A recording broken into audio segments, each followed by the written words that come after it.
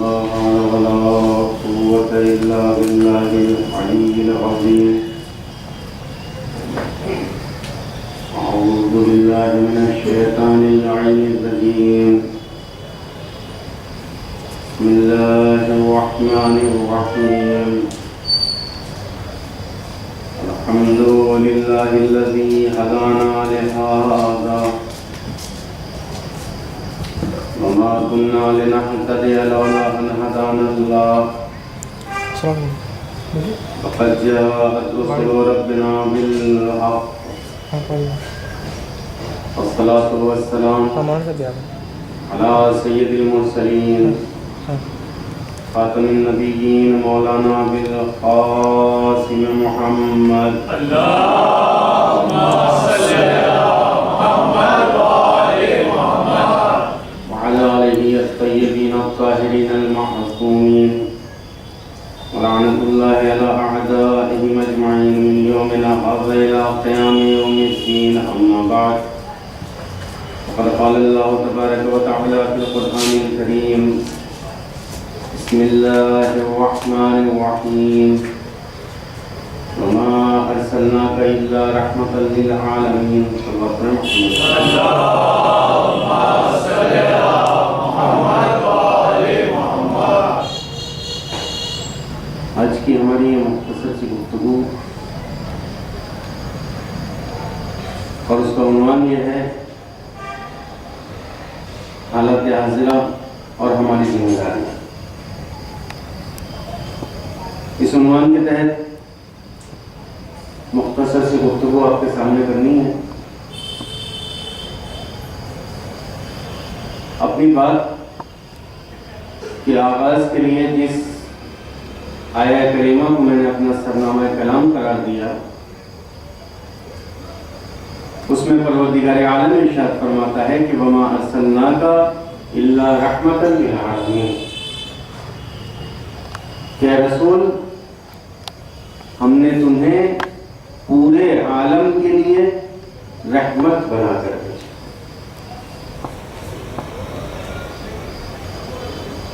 اب جانتے ہیں کہ اگر اسلام سے محمد مصطفیٰ صلی اللہ علیہ وسلم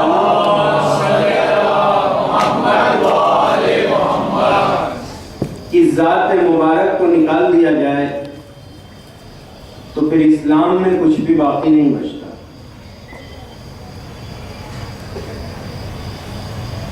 اس لیے کہ بغیر رسالت کے اسلام بے معنی. اسلام کو پہنچانے والی ذات،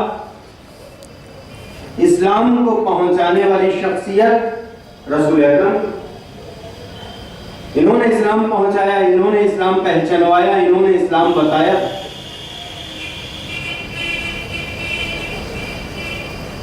اب جیسا کہ آپ لوگ مستحضر ہیں، ہماری گفتگو کا عنوان ہے حالات حاضرہ. دو جز ہیں، اس کے دو پارٹ ہیں عنوان کے: حالات حاضرہ اور ہماری ذمہ داریاں. حالات حاضرہ آپ لوگ مجھ سے بہتر جانتے ہیں، خبروں سے، نیوز سے اور بہت سے ذرائع ہیں. اسلام اور اسلام کے نام پر جو کچھ اس عالم میں ہو رہا ہے، پوری دنیا میں، اس سے آپ لوگ واقف ہیں. دہشت گردی، ٹیررزم، جس کو نام دیا گیا ان کی زبان میں جہاد کا،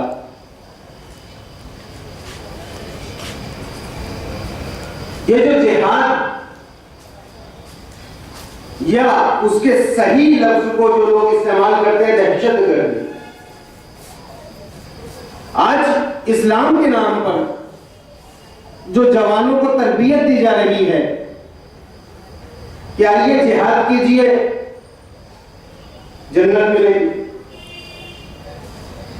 بے شک جہاد سے جنت ملتی ہے، مگر سوال یہ پیدا ہوتا ہے کہ جو جہاد، جس جہاد کے نام پہ آپ آج مسلمانوں کو بلا رہے ہیں، کیا واقعی وہ جہاد ہے؟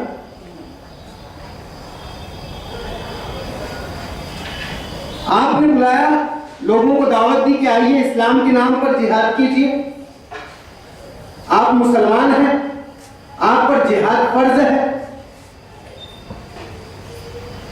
تو کیا جس اسلام کے نام پر آپ نے لوگوں کو بلایا جہاد کے لیے، کیا اس اسلام میں یہ لکھا ہوا ہے، اس اسلام کی تعلیم یہ ہے کہ بے گناہوں کو مارا جائے؟ نہیں، اسلام بے گناہوں کو مارنا نہیں سکھاتا۔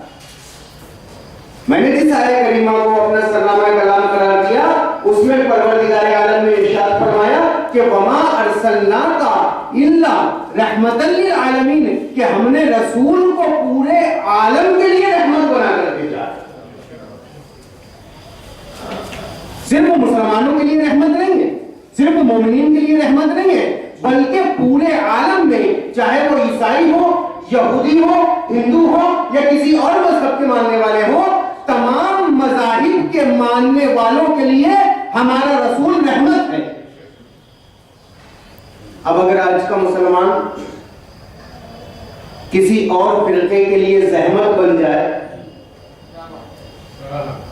اگر آج کا مسلمان کسی یہودی کے لیے، کسی عیسائی کے لیے یا کسی ہندو کے لیے یا کسی اور فرقے کے ماننے والے کے لیے زحمت بن جائے، تو کیا تعارض نہیں ہوگا؟ تمہارا رسول پورے عالم کے لیے رحمت اور تم دنیا کے لیے زحمت۔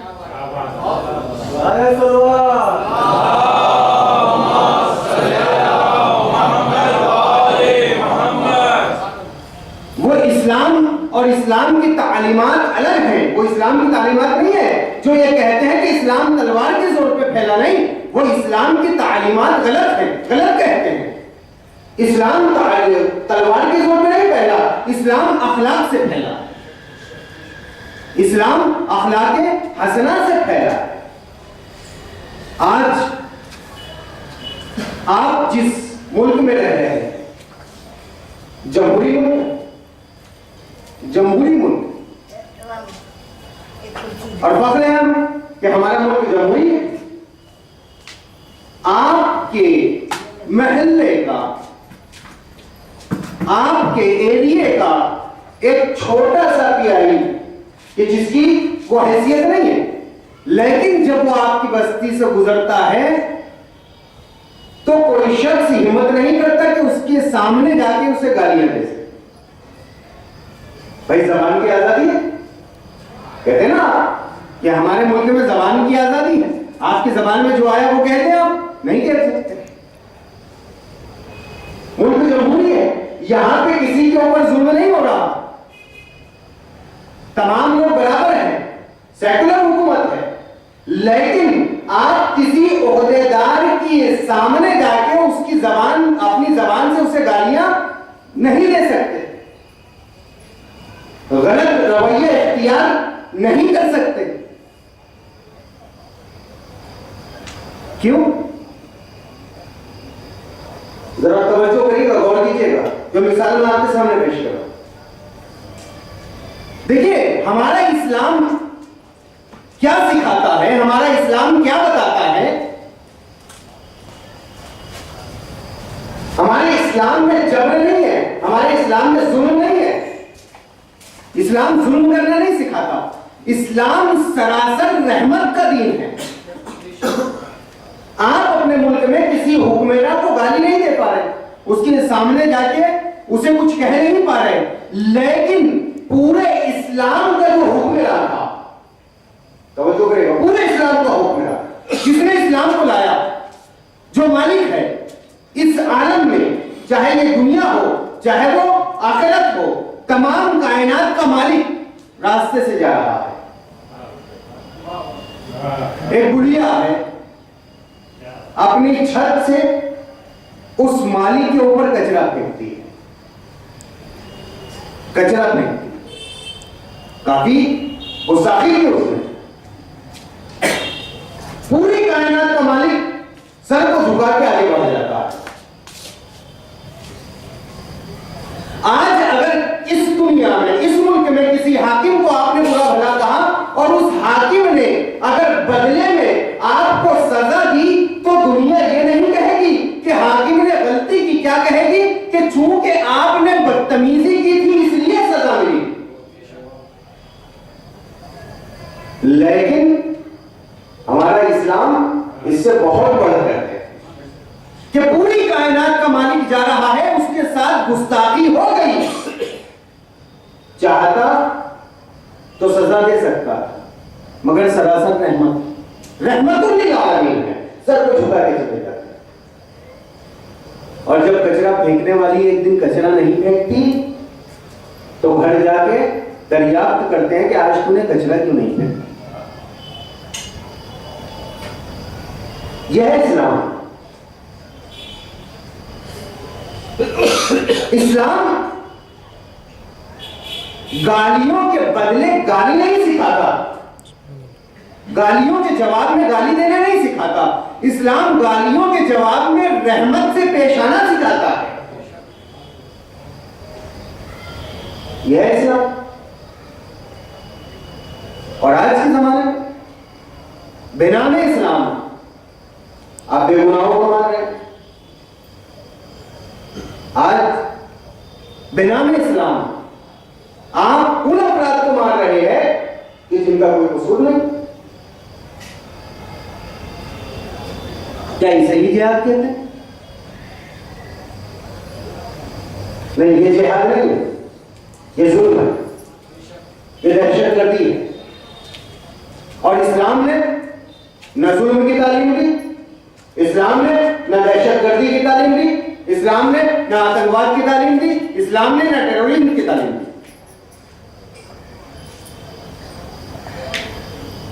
اسلام الگ ہے, دہشت گردی الگ ہے. آج میں عرض کروں گا ہماری ذمہ داریوں کے عنوان سے, جب میں پہنچوں گا اس بات تک کہ ہماری ذمہ داریاں کیا ہے, تو میں عرض کروں گا کہ ہمیں کرنا کیا چاہیے.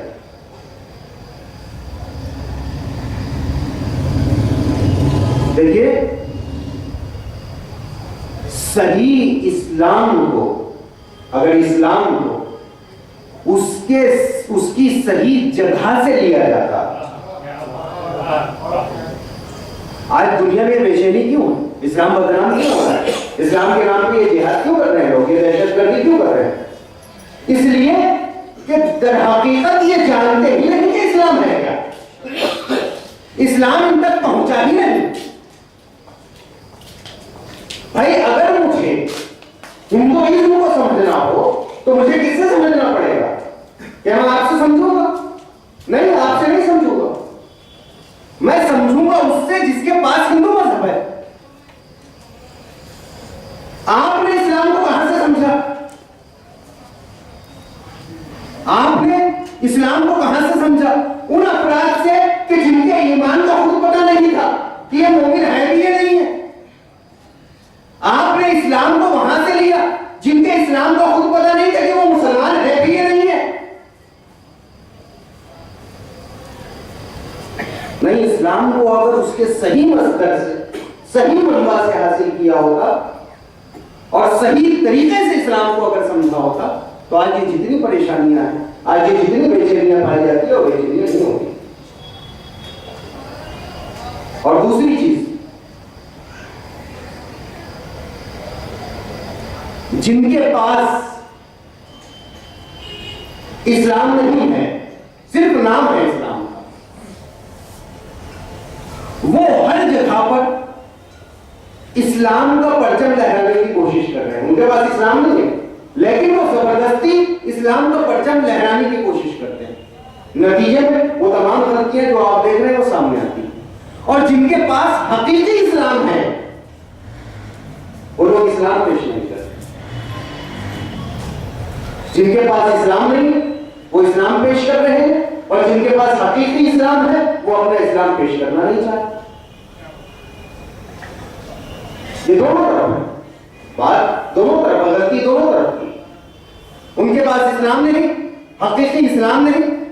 اسلام کی غلط تصویر وہ پیش کر رہے ہیں دنیا کے سامنے، اور جن کے پاس اسلام ہے حقیقی وہ نہیں چاہتے کہ ہم دنیا کے سامنے حقیقی اسلام کی تصویر پیش کریں. نہیں، اسلام، میں نے کہا اسلام دہشت گردی نہیں سکھاتا. اسلام میں مختلف جرموں کی مختلف سزائیں معین کی گئی. اگر چوری کی تو ہاتھ کاٹنا ہے، گالی بکی کوڑے مارنے ہیں، شراب پی کوڑے مارنے ہیں، زنا کیا سنسار کرنا ہے، قتل کیا اس کا بدلہ انگاہ دینا ہے یا قتل کرنا ہے. یہ تمام احکامات اسلام کے مسلم احکام. مگر دیکھیں کتنا باریک مذہب ہے کہ اسلام نے یہ کہا کہ اگر کسی شخص نے چوری کی تو اب آپ آئیں اور اس کا ہاتھ کاٹ دیں. یہ نہیں ہو سکتا. آپ کو اسلام نے رائٹ نہیں دیا، آپ کو اسلام نے اجازت نہیں دی، اس کے لیے راستے بنا دیے. حاکم شرع ہوگا، اس کے سامنے مقدمہ دائر کیا جائے گا، مقدمے میں گواہوں کو پیش کیا جائے گا. جب گواہ اپنی گواہی دے دیں گے، اور گواہ بھی کیسے؟ عادل. کوئی بھی شخص آگے گواہی نہیں دے سکتا، عادل انسان ہونا چاہیے. عادل شخص آئے گا گواہی دے گا. جب تمام گواہیاں ہو جائے گی، حاکم شرع کے نزدیک ثابت ہو جائے گا کہ ہاں یہ شخص چور ہے. جب اسے علم ہو جائے گا اس کی چوری کا، تو اب وہ حکم دے گا کہ اب اس کے ہاتھ کاٹو. تو جب ہمارے اسلام میں چور کے ہاتھ کاٹنے کے لیے اتنی ساری گواہوں کی، اتنی ساری چیزوں کی ضرورت پڑتی ہے، تو کیا اس اسلام میں یہ چیز جائز ہوگی کہ ایک شخص جس کا کوئی گناہ نہیں ہے اسے بم بلاسٹ کر کے مار دے؟ کیا یہ اسلام سکھاتا ہے؟ نہیں، یہ اسلام نہیں ہے. یہ اسلام نہیں ہے. آپ آئیے سیرت معصومین کا مطالعہ کیجیے، اس کے بعد آپ کو پتہ چلے گا کہ حقیقی اسلام کہتے ہیں کسے. مسجدوں میں نمازیوں کو مارنا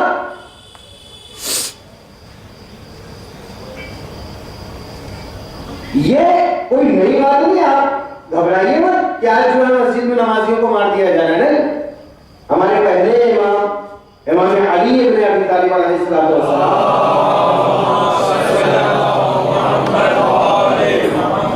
ان کو بھی مسجد میں ضرورت ہے.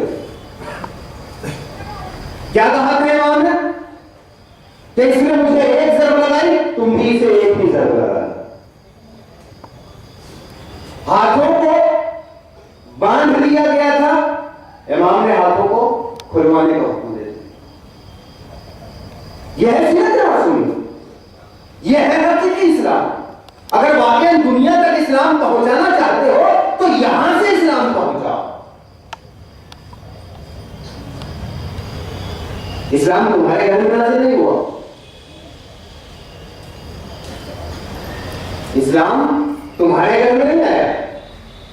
جن کے گھر میں اسلام نازل ہوا ان کے گھر سے اسلام پہنچے گا تو صحیح اسلام پہنچے گا.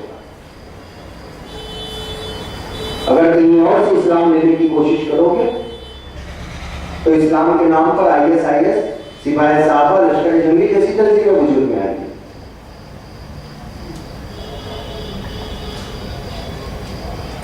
بس اب آتا ہوں اپنے دوسرے حصے کی طرف. حالات حاضرہ مجھے بیان نہیں کرنے، آپ لوگ مجھ سے بہتر جانتے ہیں کہ کیا ہو رہا. مجھے صرف اتنا بیان کرنا تھا کہ جو ہو رہا ہے وہ اسلام کے نام پہ ہو رہا ہے، اور اسلام ہمیں یہ نہیں سکھاتا.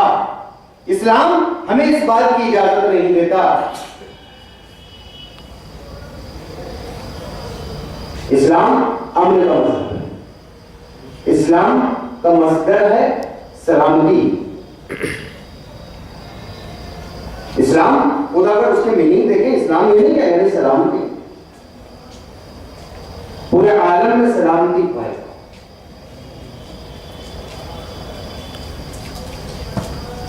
مسلمانوں کی پہچان اور مسلمانوں کی شناخت ہونی چاہیے امن سے. اگر امن ہے تو اس کا مطلب یہ ہے کہ وہ مسلمان ہے. اگر کسی محلے میں امن ہے تو لوگوں کو معلوم ہونا چاہیے کہ جہاں امن ہوتا ہے وہی مسلمان ہوتے ہیں. لیکن آج اس کا بالکل الٹا ہے. ہونا تو یہ چاہیے تھا اگر آپ کو یہ پتا چلے کہ بھائی ہمیں امن کے ساتھ رہنا ہے, ہمیں سکون کے ساتھ رہنا ہے, تو لوگوں کو تلاش کرنا چاہیے تھا مسلمانوں کا محلہ کہ کہاں مسلمان رہتے ہیں. اس لیے جہاں مسلمان رہتے ہوں گے وہاں اسلام ہوگا, اور جہاں اسلام ہوگا وہاں امن ہوگا. لیکن آج اس کا بالکل الٹا ہے. لوگ مسلمانوں کے محلے میں نہیں آ کے رہتے. کیوں نہیں رہتے؟ اس لیے کہ وہاں امن نہیں ہے. اس کا مطلب یہ ہے کہ اگر امن نہیں ہے تو اسلام نہیں ہے. اگر اسلام نہیں تو پھر تمہارا نام چاہے عبداللہ کیوں نہ ہو, کوئی فرق نہیں پڑتا, تم مسلمان نہیں ہو. تم مسلمان نہیں ہو, مسلمان کہلائے جانے کے لائق نہیں. وہ اسلام کہ جو جانوروں پر ظلم برداشت نہیں کرتا, جانوروں پر اسلام نے بلا وجہ جانوروں کو مارنے کے لیے منع کیا ہے, تو وہ اسلام کی جو جانوروں پر ظلم کرنے سے منع کرتا ہو وہ کس طریقے سے انسانوں کو مارنے کا حکم دے گا.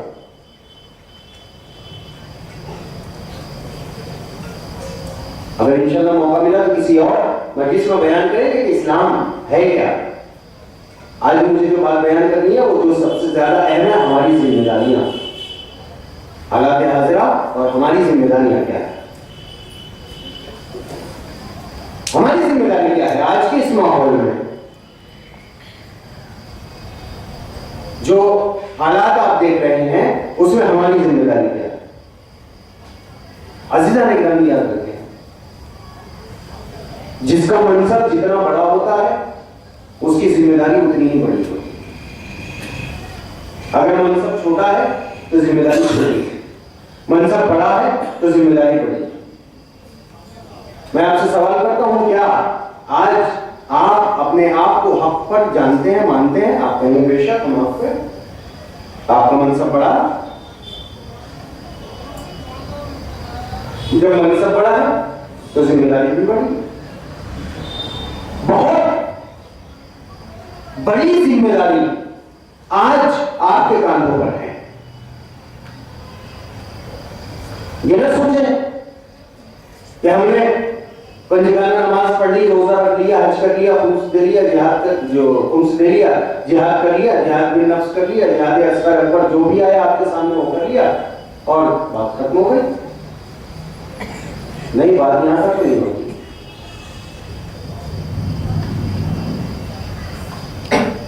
لفظ شیعہ وہ شیعہ کہ جو زمانہ امام رضا, زمانہ امام محمد باقر, زمانہ امام جعفر صادق, زمانہ امام موسیٰ کاظم میں تھے, ان کی ذمہ داریاں اور تھی, حالات اور تھے. آج کے زمانے میں جو شیعہ ہیں ان کی ذمہ داریاں اور ہیں, اس لیے کہ حالات کچھ اور. بہت سی اور چیزیں آپ پر واجب ہیں. آج یہ جو مجلس اعزاز نے برپا کی, یہ بھی ہماری ذمہ داری کا ایک حصہ ہے.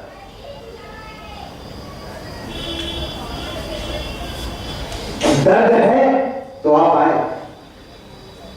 اگر درد نہیں ہوتا تو آپ نہیں آتے.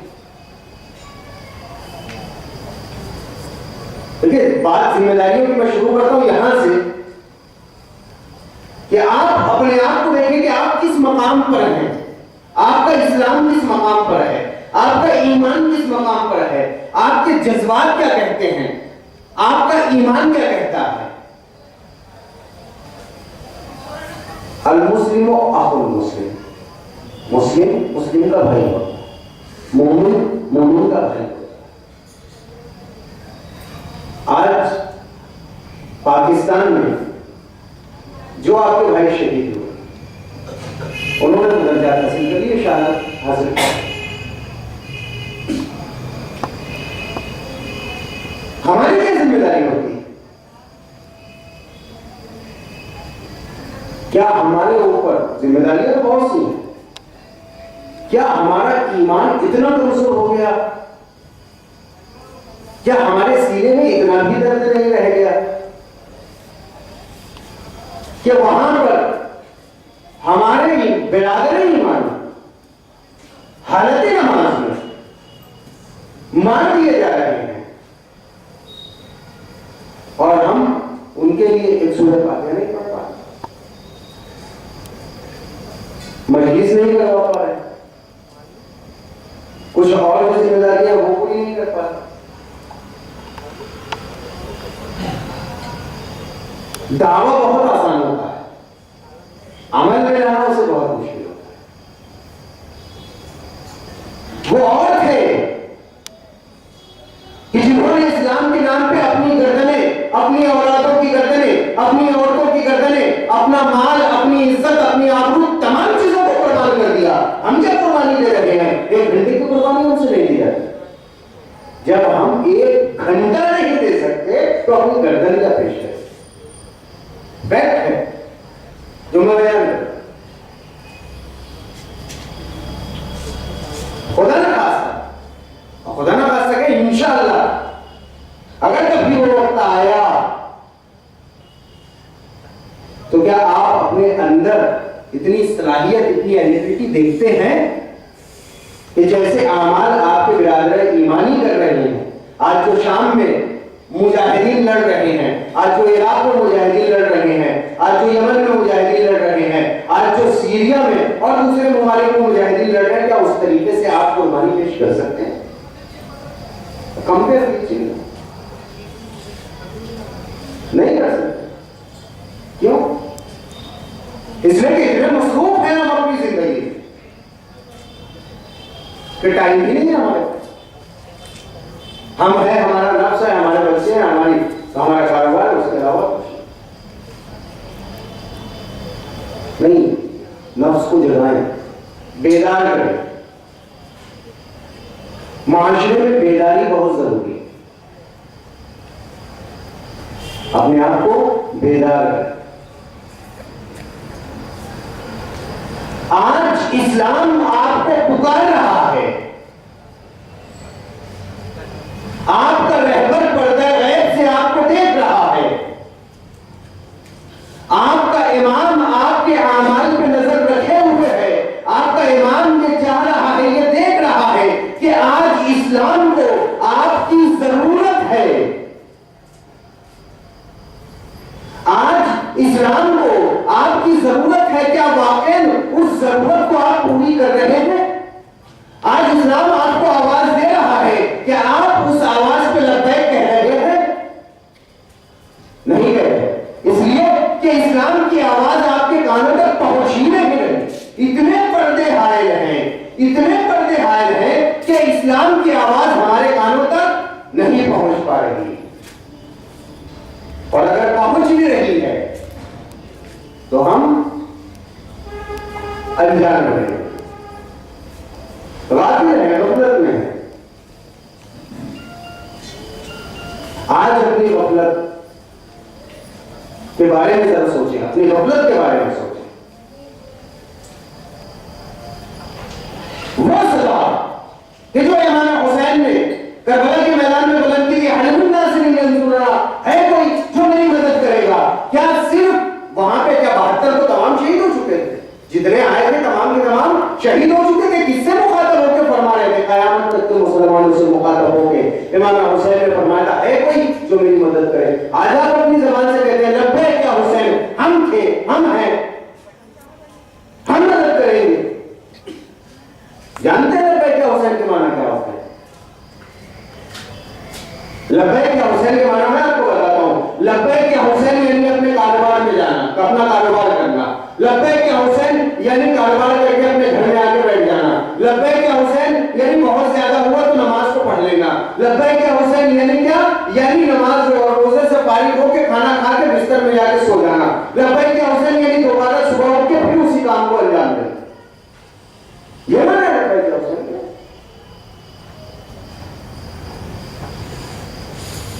نعروں کا لگا دینا آسان ہوتا ہے. جب کسی نے کہا لبیک یا حسین، آپ نے جواب میں کہہ دیا لبیک یا حسین. माना पर नजर है, दिल से कह रहे हो, तो आप क्या कहते हैं, जब इस्लाम पुकारेगा तब देख लेना। आज इस्लाम पुकार रहा है या नहीं पुकार रहा? बिल्कुल पुकार रहा है। कहां से पुकार रहा है? पूरी दुनिया से पुकार रहा है। आज तमाम मज़ाहिब, दूसरे तमाम मज़ाहिब के मानने वाले, तमाम अदियान के मानने वाले आपसे ये कहते हैं कि इस्लाम इक्वल है किससे? दहशतगर्दी से। इस्लाम इक्वल टू दहशतगर्दी। आज पूरी दुनिया में नारा लगाया जा रहा है मुसलमान है, इसका मतलब दहशतगर्द है। यानी क्या? यानी जिम्मेदारी हो गई कि पूरी दुनिया को बताओ कि इस्लाम अलग होता है, दहशतगर्दी अलग होती है। ये इस्लाम की पुकार है जो आप तक पहुंच रही है। आप पर वाजिब है कि आप साबित करके बताएं कि इस्लाम अलग है, दहशतगर्दी अलग है। कैसे साबित करो? यही तो आवाज है ना इमाम हुसैन की। आज इमाम हुसैन आपसे क्या कह रहे हैं कि साबित करके बताओ पूरी दुनिया वालों को कि मुसलमान अलग होता है, टेररिज्म अलग होता है, दहशतगर्दी अलग होती है। ये इमाम हुसैन की आवाज है। आपको जवाब देना है, आपको साबित करना है, आपको बताना है। क्यों नहीं बताते? कैसे बताओगे? अगर मुसलमान हो गए तो बताओगे ना। बहुत तल्ख सी बात कह रहा हूं। मुसलमान हो गए तो बताओगे ना। इस्लाम तुम्हारे पास होगा तो बताओगे ना। इस्लाम तुमने समझा होगा तो बताओगे ना। जब तुम्हें ही नहीं पता कि इस्लाम क्या है तो दूसरों को क्या बताओगे इस्लाम क्या है? तुम्हें खुद नहीं पता इस्लाम क्या है, तुम्हें खुद नहीं मालूम कि मुसलमान किसे कहते हैं। हमारी जिम्मेदारी जो सबसे बड़ी है आज, वो पहली जिम्मेदारी ये है कि पूरे आलम में आप ये बताएं कि इस्लाम होता क्या है, इस्लाम कहते किसे हैं। ये जिम्मेदारी है हमारी। हर इंसान अपने अपने मेयार के एतबार से दुनिया को ये बताए कि मुसलमान क्या होता है। सड़क से जा रहे हैं, छोटा सा एक्सीडेंट हो गया, छोटा सा एक्सीडेंट, आप गाड़ी से उतर गए, सामने वाला कमजोर था, 2-4 तमाचे मार दी।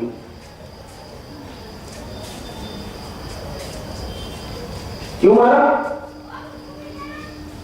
ये छोटी सी बात, बहुत बारीक सी, मुझे बड़ी बड़ी बातों को नहीं बयान करना, छोटी छोटी सी बातों को बयान करना। मुसलमान का आप उतरे, आपने मारा, क्या आपके इस्लाम ने यही सिखाया था?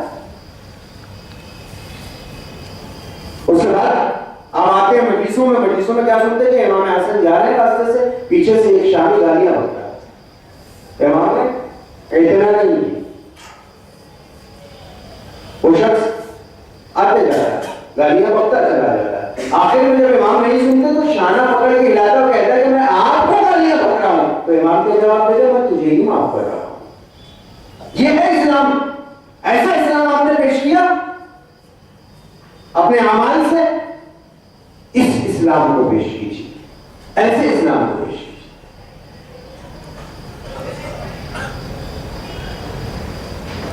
रसूल अकरम कहते हैं कि मैं मबऊस हुआ हूं, क्यों? ताकि अखलाक को तमाम करूं, अखलाक को कमाल तक पहुंचाऊं। आज आपका रसूल भेजा गया था ताकि अखलाक को कामिल करे। वो साहिब अखलाक रसूल के मानने वाले हैं आप, और आपका अखलाक कैसे? आप किस इस्लाम को पहुंचा रहे हैं दुनिया तक? नहीं है। जरूरत है आज कि आप हकीकी इस्लाम को दुनिया तक पहुंचाएं, बताएं कि मुसलमान क्या होता है। मुसलमान वो होता है कि जब सर कटाने की बारी आती है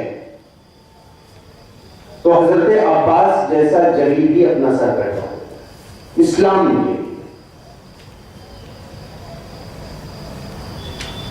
और जब वक्त आता है तो फिर खैबर भी होती, खंदक भी होती, हुनैन भी होती, ये तमाम मुताला करें इस्लाम।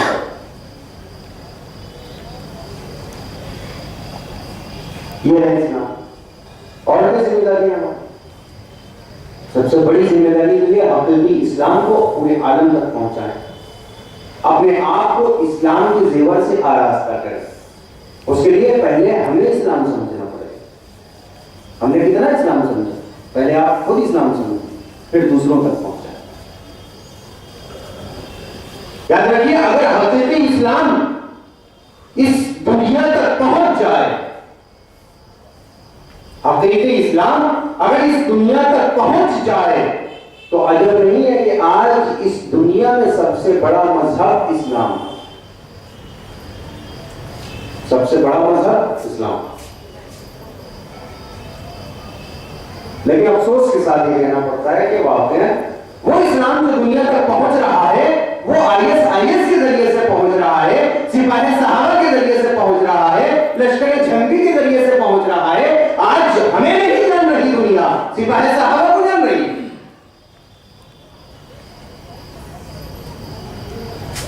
انہوں نے جو اسلام پہنچایا وہ اسلام ہی نہیں ہے، ان کا نام ہے عبداللہ، لیکن در حقیقت اگر ان کے اعمال دیکھے جائے تو عبد الشیطان ہے. اللہ کے بندے نہیں، شیطان کے بندے. ضرورت اس بات کی ہے کہ حقیقی اسلام کو اس دنیا کے سامنے پیش کیا جائے. اور دوسری چیز جو ہماری ذمہ داری ہے، سب سے بڑی ایک جو ذمہ داری میں نے بیان کی، اسلام شناسی، اسلام کو پہنچانا ہوگا. دوسری جو ذمہ داری ہے وہ ہے دشمن شناسی. آج کے دور میں دشمن کو پہچان لینا یہ سب سے بڑی ذمہ داری ہے. سب سے بڑی جو مصیبت ہے آج ہمارے درمیان وہ یہ ہے کہ ہم نے اپنے دشمنوں کو نہیں پہچانا. ہم نہیں جانتے کہ کون ہمارا دشمن. دوست کو دشمن اور دشمن کو دوست بنایا.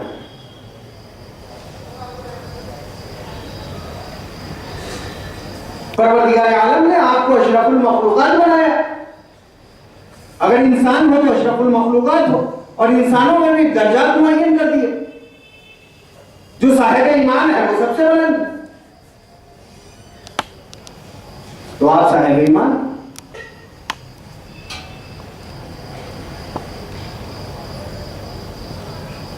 کیا واقعا آپ جانتے ہیں کہ آپ کا دشمن ہے کون؟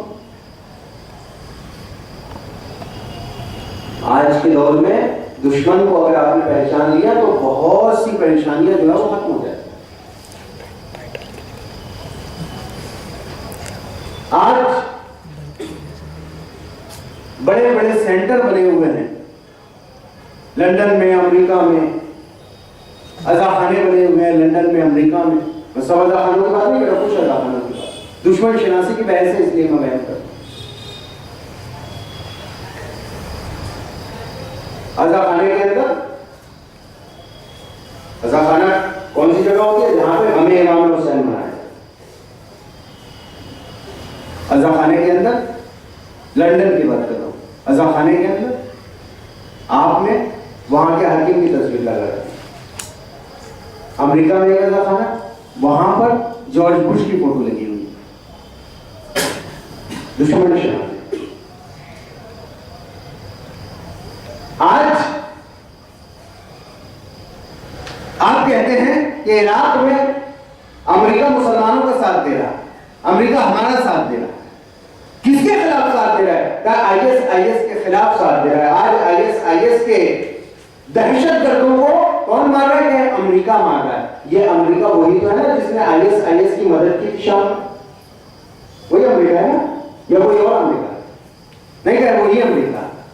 یہ کون سی پالیسی ہے کہ جب شام میں IS لڑے تو وہاں پہ امریکہ آئے اور IS کی مدد کرے، اور جب وہی IS عراق آ جائے تو یہاں پہ آ کے IS کے خلاف لڑے؟ پالیسیوں کو سمجھنی. 1400 سال پہلے والا دور نہیں ہے، راکٹ کا زمانہ ہے.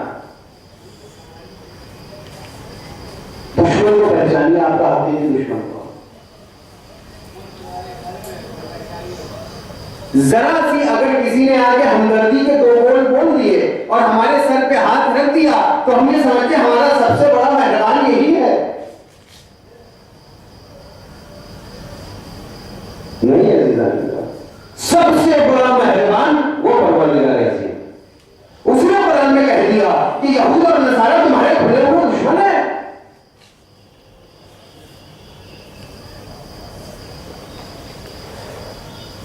یہ دشمن ہے. اور دشمن شناسی میں 2 چیزیں ہیں. ایک دشمن کو جو باہر کا، ایک دشمن کو جو ہمارے صفوں میں گھسا ہوا ہے اندر کا دشمن. باہر کا دشمن ہم پہچان رہے ہیں کہ وہ دشمن ہے، جان رہے ہیں کہ وہ دشمن ہے. وہ جو وار کرتا ہے، وہ سامنے سے وار کرتا ہے، ہم دفاع کر لیتے ہیں تو اس کے جو نقصانات ہوتے ہیں وہ کم ہوتے ہیں لیکن کم ہوتے ہیں. لیکن وہ جو دشمن جو اندر بیٹھا ہوا جب یہ وار کرتا ہے تو اس کے نقصانات بہت عظیم ہوتے ہیں. نقصانات بہت عظیم. دونوں دشمنوں کو پہچاننے کی ضرورت ہے. باہر کے دشمن کو بھی پہچانا، اندر کے دشمن کو بھی پہچانا. آج آپ ایک جلسہ برگزار کریں بے عنوان رحمت للعالمین. جلسے کا عنوان رکھے رحمت للعالمین. مختلف ذاکرین خطبہ کو بلائیں، اس میں تمام خطبہ تمام علماء یہ بتائیں کہ دیکھو تمام انسانوں پہ رحم کرو، کسی بے گناہ کو مت مارو. اسلام اس کا حکم نہیں دیتا، حرام ہے. یہ تمام باتیں بیان کی جائیں. لیکن وہ جلسہ صرف آپ تک محدود ہو کے رہ جاتا ہے. صرف آپ تک محدود ہو کے رہ جاتا ہے. وہ دنیا کے سامنے پیش نہیں کیا جاتا. ہم کیا کہنا چاہتے ہیں، ہمارا اسلام کیا کہہ رہا ہے، ہمارے اسلام میں کیا کیا باتیں ہیں، جب ہم اپنی مجلسوں میں بیان کرتے ہیں تو وہ باتیں محدود کیوں رہ جاتی ہیں. اور یہی اگر اسامہ بن لادن نے کوئی بیان دے دیا تو پورے عالم میں پھیل جاتا ہے. کیوں؟ ایسا کیوں؟ جو حقیقی بات ہے وہ ہم تک محدود ہو کے رہ گئی، اور جو شخص جس کا اسلام سے کوئی واسطہ نہیں تھا، جب اس نے کوئی بات بیان کی تو وہ پوری دنیا تک پہنچی. یہی ہے مشکل یہیں پر کہ ہم صحیح باتوں کو لوگوں تک پہنچا نہیں پا رہے، اور جو شخص باتوں کو غلط طریقے سے اور غلط باتوں کو بیان کرتا ہے اس کی بات پوری دنیا تک پہنچ رہی ہے. یہ اتنا بڑا نیٹ ورک ہمارا ہونا چاہیے، اتنے وسائل ہمارے پاس ہونے چاہیے. آج ہمارے پاس کیا نہیں ہے، ہمارے پاس واٹس ایپ ہے، آج ہمارے پاس میں فیس بک ہے، آج ہمارے پاس انٹرنیٹ ہے، تمام چیزیں ہیں. کیا وسائل نہیں ہے؟ یہ تمام وسائل ہیں. ان وسائل کے ذریعے سے حقیقی اسلام لوگوں تک پہنچائیے. لیکن افسوس کے ساتھ یہ کہنا پڑتا ہے کہ جتنے وسائل ہیں ان تمام وسائل کو ہم نے کیا کر لیا؟ محدود کر لیا. ہم نے خود محدود کیا ہے. واٹس ایپ والا یہ نہیں کہتا کہ آپ اپنی بات کو بیان نہیں کر سکتے، فیس بک والا یہ نہیں کہتا کہ آپ اپنی تقریروں کو اس پہ نہیں ڈال سکتے، انٹرنیٹ پہ آپ کو منع نہیں کیا گیا ہے. نہیں، منع نہیں کیا گیا، آپ کو آزادی ہے، آپ کر سکتے ہیں، لیکن آپ کرنا نہیں چاہتے. آپ پھیلائیے اپنی باتوں کو، بتائیے پوری دنیا کو. لیکن ہم نے کیسے محدود کر لیا؟ ہم نے محدود کر لیا کہ اب بہت سی ایسی باتیں جو واقعی بیان کے قابل ہے، لیکن بیان کرنا ہے. ضرورت ہے اس بات کی. اگر آج میں بیان نہیں کروں گا تو کون بیان کرے گا؟ آج اگر علماء بیان نہیں کریں گے، خطبہ بیان نہیں کریں گے، ذاکرین بیان نہیں کریں گے تو کون بیان کرے گا؟ ہو سکتا ہے بہت سی باتیں آپ کو خراب لگیں، لیکن جو فیکٹ ہے وہ بیان کرتا ہوں. آج میرے پاس بھی واٹس ایپ ہے، میں بھی دیکھتا ہوں. ماشاءاللہ ہمارے ناگپور میں بہت سے لوگ ایکٹیو، باہر دوسرے شہروں میں بہت سے افراد ایکٹیو ہیں، بہت سے گروپس بنے ہوئے. اتنے گروپ بنے ہوئے ہیں کہ دن بھر میں صرف ایک ہی کام ہوتا ہے کہ فلاں گروپ کو ڈیلیٹ کرو، فلاں گروپ کو ڈیلیٹ کرو. کیا کرنا ہے آپ گروپ میں؟ اگر آپ ایڈمن ہیں تو آپ کی ذمہ داری کیا ہے؟ گروپ دیکھیے، ذمہ داری کو آپ نے اپنے اوپر عائد کیا ہے. جب آپ نے اپنے اوپر ذمہ داری کو عائد کر لیا، آپ ایڈمن بن گئے، تو اب خدائی ذمہ داری آپ کے اوپر میں ہے نا ایڈمن؟ آپ کتنے لوگوں تک اسلام پہنچا ہے؟ کتنے لوگوں کو اسلام بتایا؟ نہیں. اس اس پر لعنت، اس پر لعنت، اس پر لعنت، جو نہ بھیجو اس پہ بھی لعنت.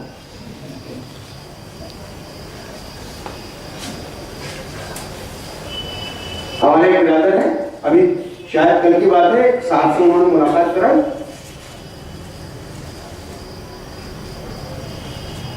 دوسرے مذہب کے ماننے والے، انہوں نے کہا کہ ہمارے یہاں مولانا نے یہ کہا تھا کہ بھائی آپ کے یہاں گالیاں دینا جائز ہے، لیکن ہم نے اپنے بھائی سے پوچھا تو گالیاں دینا جائز نہیں ہے.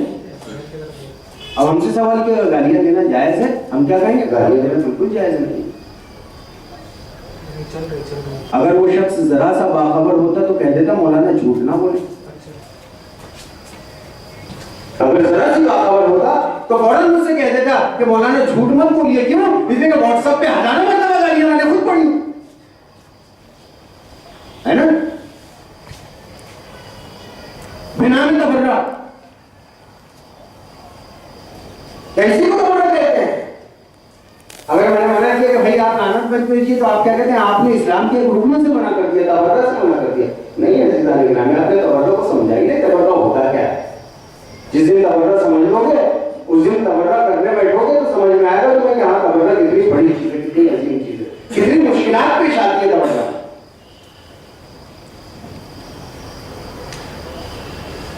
اور آسان سمجھ لے تبرہ یہ نہیں کیا، یعنی یہ کہتے نا کہ فلاں کے اوپر لعنت ہو جائے، فلاں کے اوپر لعنت ہو جائے، کہ اس کا نام تبرہ ہی سے تو. اور دوسری بات یہ کہ آپ حکم لگاتے ہیں جو نہ بھیجے. یعنی کیا؟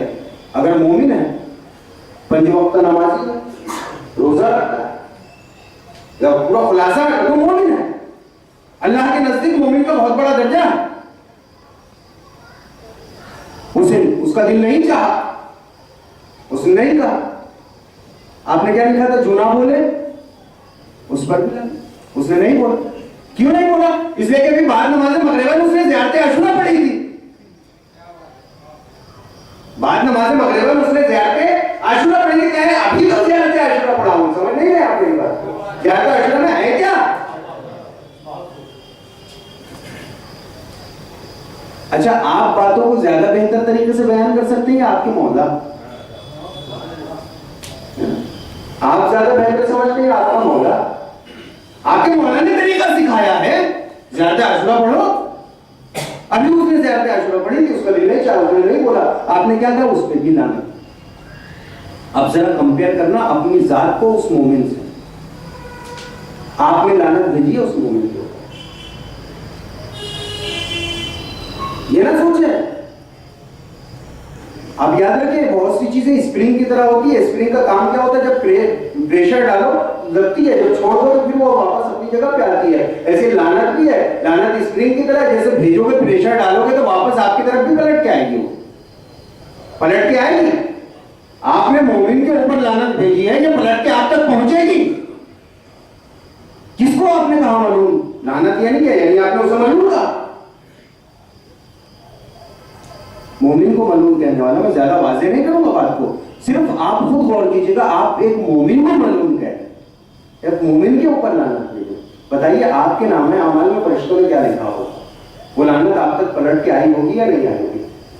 آپ تو وہ میسج فارورڈ کر کے بہت خوش ہو رہے نہیں عزیزان کے ساتھ. ضرورت ہے اس بات کی کہ آپ واٹس ایپ کو واٹس ایپ جیسی ایک چیز آپ تک پہنچی ہے تو اس کا صحیح استعمال کریں.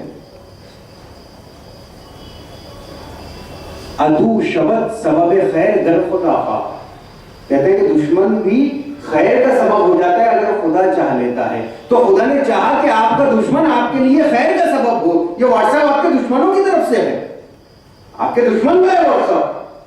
پروردگار نے چاہا کہ میں اپنے بندوں کے لیے، اپنے مومن بندوں کے لیے ایسے راستے مہیا کر دوں کہ خود دشمن سبب خیر ہو جائے. تو یہ واٹس ایپ آپ کے لیے سبب خیر ہو سکتا ہے اگر صحیح استعمال کرو، صحیح استعمال اگر کریں. لیکن ہم لوگ محدود ہو گئے صرف یہی 2-4 چیزوں کے اندر. ولادت کا دن ہے تو ولادت مبارک، شہادت کا دن ہے شہادت مبارک. اور بہت زیادہ اگر ہو گیا تو کہیں سے حدیث ملی تو اسے فارورڈ کر دیا. ادھر آئی، ادھر آپ نے کلک کیا، فارورڈ کی بٹن دبائی، فارورڈ ہو گیا. تھا کیا ہماری آپ نے یہ سوچا ہے کہ ایک ایک حدیث کو بیان کرنے کے لیے اماموں نے کتنی زحمتیں اٹھائی، کیسے ہم تک پہنچی تھی؟ اپنا لہو بہا بہا کر اصحاب نے ہم تک احادیث پہنچائی ہے. کیا صرف اس لیے کہ آپ ایک کلک سے اسے فارورڈ کرتے ہیں؟ بس اگر کسی برادر مومن نے آپ تک کوئی حدیث بھیجی ہے تو پڑھیں. کتنا واٹس ایپ نے کتنا ہلکا بنا دیا احادیث کو. یہ تو دیکھیے آپ یہ کتنا ایزی لیتے ہیں آپ احادیث کو. اسی لیے کہا جاتا ہے ایک تو کم احادیث سینڈ کریں اور چن کر حدیث کو سینڈ کریں، اور جب کوئی حدیث آئے تو پڑھو اور اس کے بعد عمل کرنے کی کوشش کریں.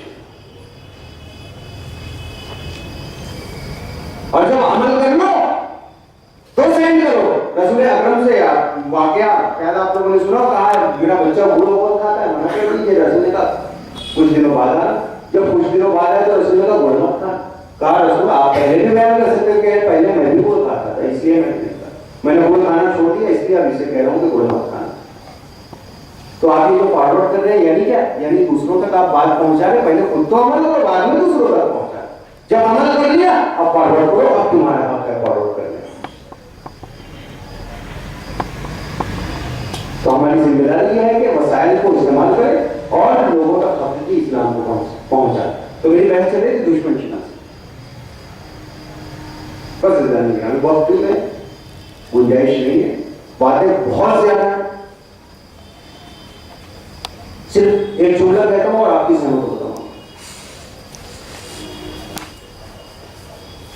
باتیں اتنی ہے کہ مجھے خود یاد نہیں رہا کہ میں نے کس وقت سے شروع کی ہوئی. سوال پڑھیں محمد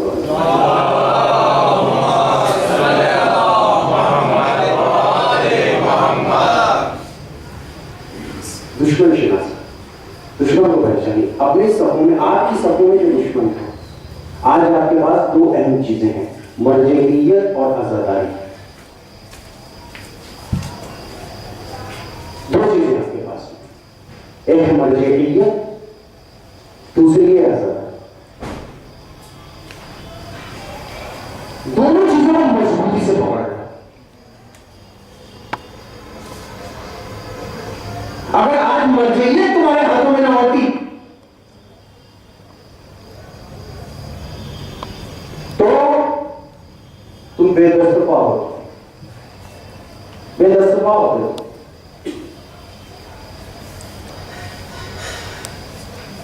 آج مرجعیت ہمارے پاس ہے.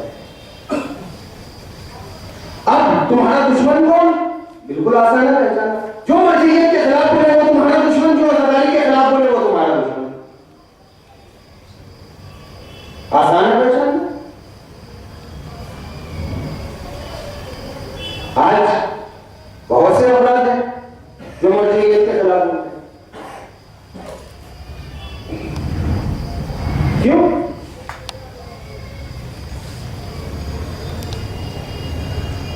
کہے جب اسلام ہم کتابوں سے حاصل کر سکتے ہیں، توجہ کریے، اسلام ان کا کہنا کیا ہے؟ جب ہم خود اسلام کو کتابوں سے حاصل کر سکتے ہیں پھر تقلید کیوں کریں؟ کسی مذہب کو کیوں مانیں؟ تو یہ تو آج کی کوئی نئی بات نہیں ہے. پہلے کے بھی لوگ تھے جنہوں نے اماموں کو چھوڑ دیا تھا. کہے جب ہم قرآن سے اسلام لے سکتے ہیں تو تمہارے امام کو کیوں مانیں؟ وہی تو بات ہے. اس وقت انہوں نے کہا تھا آزاد کہہ رہے.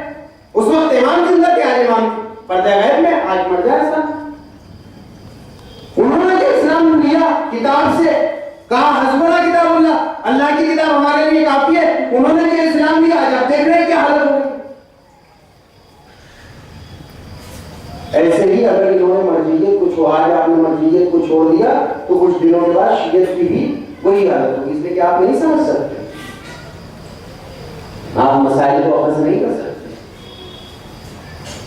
تو پروردگار عالم نے نعمت آپ کو دی ہے تو اس نعمت سے استفادہ کریں. تو ایک مرجعیت ہے، دوسرے عزاداری. عزاداری کے لیے صرف دو جملے کہتا ہوں اور آپ کی ضرورتوں کو تمام کرتا ہوں. عزاداری، آپ ایک شو پیس لے کر آئے، کیونکہ چھوٹی سی مثال دے رہا ہوں. شو پیس لے کر آئے 50,000 روپے کا، گھر میں رکھتے ٹیبل، شیشے کا، بچے کو ہاتھ نہیں لگانے دیتے. آپ کا بچہ ہے, کسی اور کا بچہ نہیں, کہتے ہیں ہاتھ نہیں لگانا. کیوں؟ ہاتھ لگاؤ گر جائے گا, ٹوٹ جائے گا. دوسروں کو تاکید کر دی, دیکھو اس میں تصرف نہ کرنا. کیوں؟ اس لیے قیمتی چیز ہے, ہر کوئی آگے اس میں تصرف نہیں کرے گا. کیوں؟ اس لیے کہ معلوم یہ ہو کہ جب چیز شے قیمتی ہوتی ہے تو اس میں ہر کسی کو تصرف کا اختیار نہیں ہوتا. وہی شخص تصرف کر سکتا ہے جو اس شے کو سنبھال سکتا ہو. جو اس کو سنبھال سکتا ہو وہی اس میں تصرف کرے گا. جو نہیں سنبھال سکتا وہ اس میں تصرف نہیں کر سکتا. لیکن ہائے افسوس, واقعی افسوس کا مقام ہے کہ عزاداری ایسی قیمتی چیز, عزاداری جیسی قیمتی چیز ہم نے اسے اتنا ہلکا بنا دیا کہ نانی اماں بھی تصرف کر رہی ہے, دادی اماں بھی تصرف کر رہے ہیں. جس کی تو سمجھ میں آ رہا کہ نام عزاداری کر رہا ہے, جس کی تو سمجھ میں آ رہا.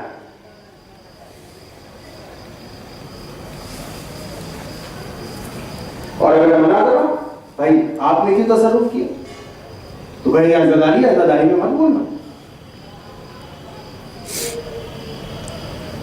نہیں, بہت قیمتی چیز ہے, اسے سنبھال کے رکھنا ہے, تا قیامت سنبھالنا ہے. جب تک ظہور نہیں ہوتا تب تک آپ کو اسے سنبھالنا یہ آپ کی ذمہ داری ہے. جب امام آئیں گے تو پھر وہ سنبھالیں, لیکن جب تک ظہور نہیں ہوتا تب تک آپ کی ذمہ داری, آپ اسے سنبھالیں, ہر کسی کے ہاتھوں میں نہ دیں.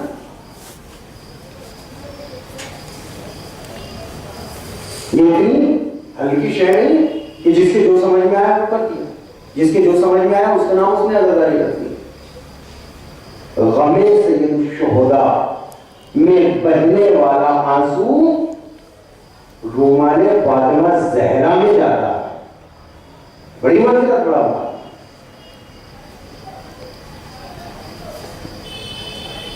اسے آپ اس میں آپ تصرف نہیں کریں. آپ نماز مغرب کی 3 ہی پڑھتے ہیں, کبھی 4 نہیں پڑھتے. وقت میں آ جائے بہت خدائی تانی ہو جائے آپ کے اوپر, آج بہت موڑ میں 4 پڑھوں گا, ہو سکتا ہے؟ نہیں ہو سکتا. کیوں؟ احکامات پروردگار, انہیں احکامات میں سے ایک عزاداری بھی ہے. یا تو آپ پھر عزاداری کو اتنا مہم نہیں سمجھتے کہ آپ کا بچہ بھی بنا میں عزاداری کچھ بھی کر جائے, آپ نے اتنا ہلکا سمجھ لیا. اور اگر ہلکا نہیں سمجھا تو پھر کسی بھی ایسے رہے کو اجازت نہ دیں کہ وہ عزاداری آ کے داخلہ اندازی کر سکے. یہ میراث ہے امام حسین کی جو ہم تک پہنچی ہے, ہمیں سنبھالنا. 2 چیزیں ہمارے پاس, جب تک یہ 2 چیزیں آپ کے پاس ہے, پوری دنیا ایک طرف ہو جائے, پوری دنیا, پورا عالم ایک طرف ہو جائے, آپ کو اپنے مقام سے نہیں ہلا سکتا. اور اگر ان دونوں چیزوں میں سے ایک بھی چیز آپ نے چھوڑ دی تو یاد رکھیں دنیا آپ کی طاقت میں بیٹھی ہوئی ہے. تو اب جو مخالفین عزاداری ہیں وہ تمہارے دشمن, جو مخالفین مرجعیت ہے وہ تمہارے دشمن. اور افسوس کا مقام تو یہ ہے کہ ان دونوں چیزوں کی مخالفت باہر سے نہیں اندر سے ہو رہی ہے, باہر سے نہیں بلکہ اندر سے. تو دشمن کو پہچان. آج ہمارے اوپر بہت زیادہ ذمہ داریاں ہیں, بہت عظیم ذمہ داریاں ہیں. ان تمام ذمہ داریوں کو ادا کرنا ہے. ایسا نہ ہو کہ ہمارے بچے عزاداری سے محروم ہو جائیں, ایسا نہ ہو کہ ہمارے بچے جو ہے مرجعیت سے محروم ہو جائیں. نہیں, اپنے بچوں کے لیے محفوظ کر جاؤ عزاداری, اپنے بچوں کے لیے محفوظ کر جاؤ مرجعیت. اسلام جو آپ تک پہنچا ہے بڑی مصیبتوں سے پہنچا ہے. اس میں خون جناب علی اصغر بھی شامل ہے, اس میں خون جناب علی اکبر بھی شامل ہے, اس میں خون جناب قاسم بھی شامل ہے, اس میں جناب زینب کا بے پردہ ہونا شامل ہے, اس میں جناب سکینہ کے تماچے شامل ہیں.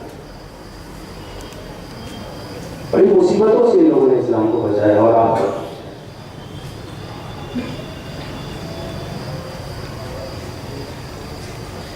ہماری عورتیں بے خطر ہو کر, بے خوف تو آپ کی عورتوں کا پردہ بچانے کے لیے جناب زینب نے اپنے آپ کو بے ردہ ہونا گوارا کر لیا.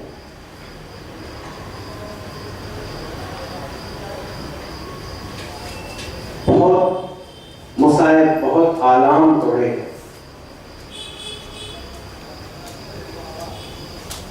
شام غریبہ کیا آپ کو یاد نہیں ہے؟ کیا زندان کی وہ شام آپ کے پیش نظر نہیں ہے؟ کہ جناب سکینہ کی میت کو دفن کرنا جناب امام سجاد کا آپ کو یاد نہیں ہے کس طریقے سے دفن کی؟ ہاتھوں میں ہتھکڑیاں، پاؤں میں بیڑیاں، ہاتھوں میں لرزہ، چھوٹی بہن کی میت کو اٹھائے ہوئے قبر میں کس طریقے سے دفن کیا.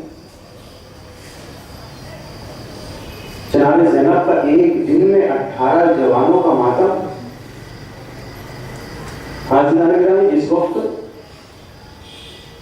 زندان شام میں مجلس برپا کی جناب زینب نے، تو کبھی علی اکبر کا سر آیا تو ام لیلہ نے لیا، قاسم کا سر آیا فروہ نے لیا، امام حسین کا سر آیا بڑھ کے جناب زینب نے لیا. ایک مرتبہ محمد کا سر آیا تو کسی نے آگے نہیں، کوئی آگے نہیں بڑھتا. شام کی عورتیں کہتی ہیں کہ کیا ان کی ماں بڑھ گئی؟ زینب تڑپ جاتی ہے، کہتی یہ نہ کہنا کہ ان کی ماں بڑھ گئی، ارے ان کی ماں زندہ. ہاں سے جانے کے بہت مصیبتوں سے اسلام ان تک پہنچا. ایک مرتبہ بس 2 جملے مسائب کو رات کی زحمتوں کو تمام. جب قافلہ یہ جانے کے لیے تیار ہو گیا تو کیا دیکھا کہ سب موجود ہیں، ام رباب نظر نہیں آتی. جناب زینب نے سید سجاد کو بھیجا، بیٹا جاؤ ام رباب کو لے آؤ. ایک مرتبہ سید سجاد آتے ہیں، کیا دیکھتے ہیں کہ نرمی سی لہر سے جناب رباب لپٹی ہوئی. جناب رباب سے سید سجاد کہتے ہیں کہ اماں چلو مدینہ چلنا، اپنے وطن چلیے. جناب رباب کہتی ہے بڑے حسرت و یاس کے وہ جملے عزیزان گرامی، کہتے ہیں کہ مدینہ کس لیے جاؤں؟ مدینہ کس لیے جاؤں؟ اس لیے کہ ازہر کو کربلا میں دفن کرائے، سکینہ کو شام میں چھوڑ کے جاتی. اب مدینہ میں میرے لیے کیا ہے؟ اشرفکم اللہ. خدا آپ کو کوئی غم نہ دے سوائے ہمیں امام حسین کا صلوات. عزیزان گرامی، یہ قافلہ جب مدینہ پہنچتا ہے، جناب سغرا کو خبر ہوتی یہ قافلہ آیا ہے. آتی ہے تو کیا دیکھا؟ ایک ضعیف سا مرد ہے جو قافلے کے آگے آگے ہے، اور ایک ضعیفہ ہے جو تمام بیٹیوں کو اتار رہی ہے. ہاں جناب سغرا نے نہ جناب زینب کو پہچانا، نہ اپنے بھیا سید سجاد کو پہچانا.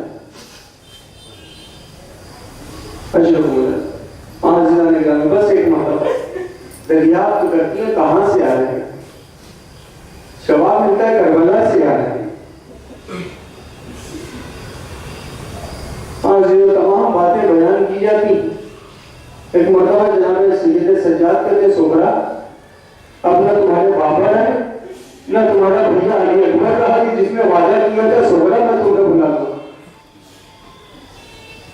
ایک مرتبہ ام البنین آتی، بس ایک جملہ اور آپ کی زحمت. ام البنین آتی، انہیں خبر ہوتی ہے کہ امام حسین کو شہید کر دیا گیا. بس ایک جملہ کہتی ہے کہ مجھے یہ بتا دو کہ جب حسین کو شہید کیا گیا تو میرا عباس کہاں ہے؟ میرا عباس کہاں تھا؟ سید سجاد کہتے ہیں کہ ہم پہلے غازی کے بازو کٹے تھے، بعد میں حسین کا سر کاٹا گیا. رحمۃ اللہ علیہ وسلم. وسيعلم الذين ظلموا أيهم المنقلبين ينقلبون إلى الله وإنا إليه راجعون. پڑھے تجھے واسطہ شہادہ مسئول کا، پڑھے تجھے واسطہ خانے کعبہ کی عظمت کا، پڑھے تجھے واسطہ قرآن کی حرمت کا، پڑھے ہمارے گناہوں کو بخش دے، پڑھے مجھے مریض ہوں گے شفا کامل عنایت فرما، پڑھے جو مقروض ہیں ان کے قرضوں کو ادا کرنا. پڑھے اس دنیا میں جہاں جہاں مومن آباد ہیں، نشیان حضرت کرار آباد ہوں، اپنے حفظ و امان میں. پڑھے जो मोमिन शहीद हुए हैं पाकिस्तान में शिकारपुर में, उनके दर्जात को बुलंद फरमा। बरेला उनके पसमंदगान को सब्र जमील इनायत फरमा। बरेला इमाम ज़माना का ज़ुहूर जद्द फरमा और उनके आवाम अंसार में हमारा शुमार फरमा। एक सूरह फातिहा पढ़ के उन शोहदा के बख्श